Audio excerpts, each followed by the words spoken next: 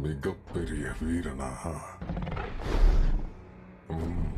உங்களோட உலகம் ரொம்பவே அழகா இருக்கு. இது நிறைய உயிர்களால நிறைஞ்சிருக்கு. சுவையா இருக்கு. என் எஜமானுக்கு பசி அதிகமாகுது. அந்த டிரான்ஸ்ஃபர் கீயை என்கிட்ட கொடுத்துட்டா அவர் உங்க கிரகத்தை எதுவும் செய்ய மாட்டாரு.